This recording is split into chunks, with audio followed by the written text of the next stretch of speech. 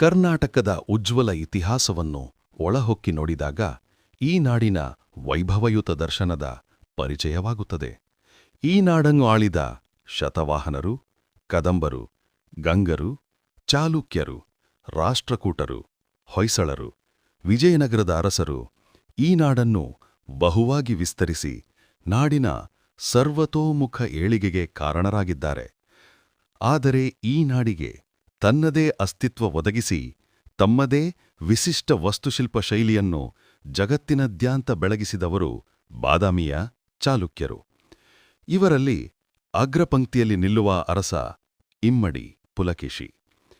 ಈತನೇ ಕನ್ನಡದ ಮೊದಲ ಸಾಮ್ರಾಟನೆಂದು ಸಹ ಹೇಳಬಹುದು.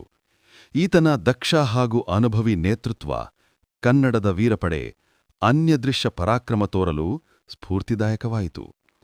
ಸೋಲನ್ನೇ ಅರಿಯದ ಉತ್ತರಪತೇಶ್ವರನೆಂದು ಹೆಸರುಗಳಿಸಿದ್ದ ಹರ್ಷವರ್ಧನನೂ ಸಹ ಪುಲಕೇಶಿಗೆ ಮಣಿದು ಸಂಧಾನ ಯಾಚಿಸಿದ್ದನು. ಇಮ್ಮಡಿ ಪುಲಕೇಶಿಯ ದಿಗ್ವಿಜಯದ ಕೀರ್ತಿಲತೆ ಪರ್ಷಿಯಾ ದೇಶದವರೆಗೂ ಹಬ್ಬಿ ಅಲ್ಲಿನ ಅರಸ ಎರಡನೇ ಖುಸ್ರು ತನ್ನ ರಾಯಭಾರಿಯನ್ನು ಪುಲಕೇಶಿಯ ಆಸ್ಥಾನಕ್ಕೆ ಕಳುಹಿಸಿ ಗೌರವದ ಜನರೊಪ್ಪಿಸಿ ಬಾಂಧವ್ಯವನ್ನು ಯಾಚಿಸಿದ್ದನು.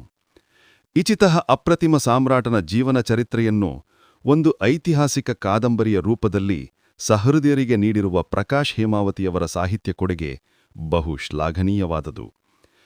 ಇತಿಹಾಸ ತಜ್ಞ ಡಾಕ್ಟರ್ ಎಸ್.ಕೆ. ಅರುಣಿಯವರು ಹೇಳಿರುವಂತೆ ಈ ಕಾದಂಬರಿಯು ಐತಿಹಾಸಿಕ ವಸ್ತುವನ್ನು ಒಳಗೊಂಡಿದ್ದರೂ ಇದನ್ನು ಚರಿತ್ರೆ ಅಧ್ಯಯನದ ಕೃತಿಯಂತೆ ರಚಿಸಿ ಓದುಗರಿಗೆ 1000 ವರ್ಷಗಳಷ್ಟು ಹಳೆಯ ಸಮಾಜದೊಂದಿಗೆ ಒಂದು ಸಂವಾದದ ರೂಪದಲ್ಲಿ ಕೊಟ್ಟಿದ್ದಾರೆ.